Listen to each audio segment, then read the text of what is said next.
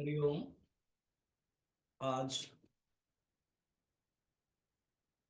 16 जुलाई 2024 मंगलवार।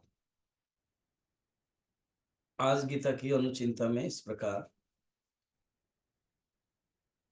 दुर्योधन ने द्रोणाचार्य को मुख्यतः भीष्म की रक्षा करने के लिए खुद द्रोणाचार्य के पास आया, तो उनके अंदर एक भय हो गया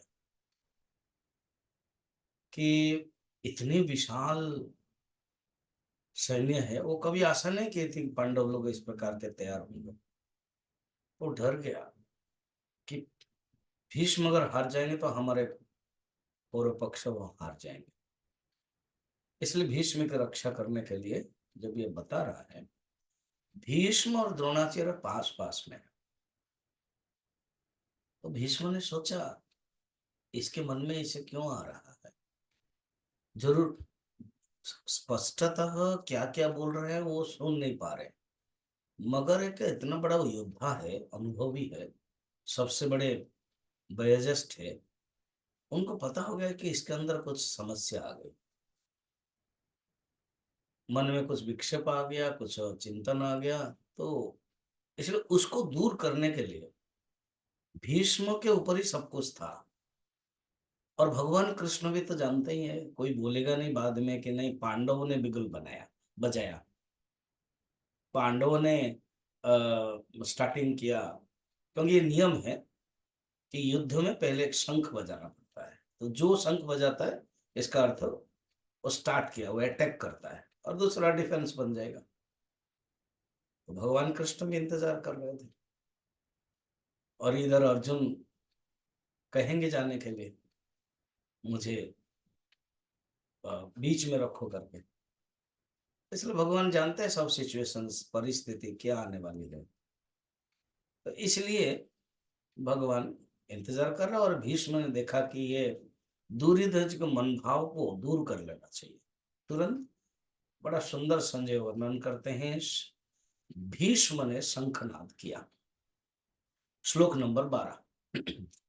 तस्य संजनयन् हर्षं कुरु वृद्धः पितामहः सिंहनादं विनद्योच्चैः शंखं दद्मौ प्रतापवान्। तस्य मीन्स इसका, या तो उसका, रियली उसका, किसका, दुर्योधन का। दुर्योधन के हर्षम, दुर्योधन को खुश करने के लिए, क्योंकि जानते हैं उन्होंने अपने पिताजी से बताया कि जो राज्य शासन में रहेगा मैं ईमानदार से उनको रक्षा करूंगा, उनको सम्मान दूंगा।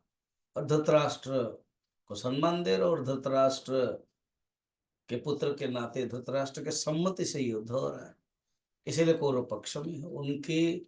और उनको पता है कि इस कौरव पक्ष के लिए मुझे मरना है, मुझे शरीर त्याग करना है। इस दुर्योधन की जिद्दी के कारण बार बार वो बोलते थे समझाओ धृतराष्ट्र तुम्हारे पुत्र को, मोह में क्रोध इतना अच्छा नहीं है। तो सब महाभारत में आपने देखा है आपने। तो इसलिए यहाँ पर कहते हैं कि अपने जो खुश करने के लिए उन्होंने क्या किया, कुरु वृद्ध, कुरु में वृद्ध है, सीनियर है, इसलिए बजाया, ठीक ही किया। पितामह, पितामह पितामह के भी पिता है, पितामह, उन्होंने क्या किया।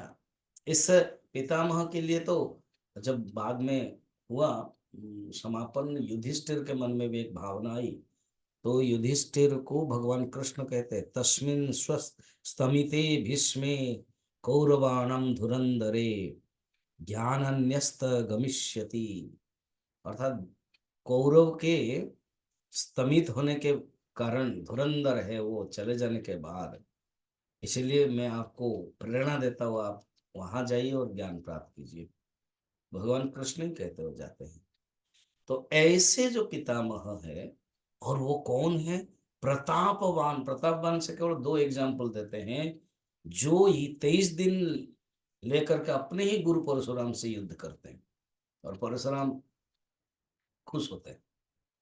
फिर विचित्र वीर्य को के लिए तीन तीन कन्याओं को हरण करते हैं और बाकी जितने भी वीर है वो सबको काशी, नरेश के काशी में जो चल रहा था स्वयंवर, सबको परास्त करके ले आते हैं। इससे पता चलता है कितने वो प्रतापवान है। बस उच्च सिंहनाद, भीष्म में उनकी आदत है उच्च सिंहनाद शंख ध्वनि किया। अब उसके बाद क्या हुआ वो हम फिर कल देखेंगे।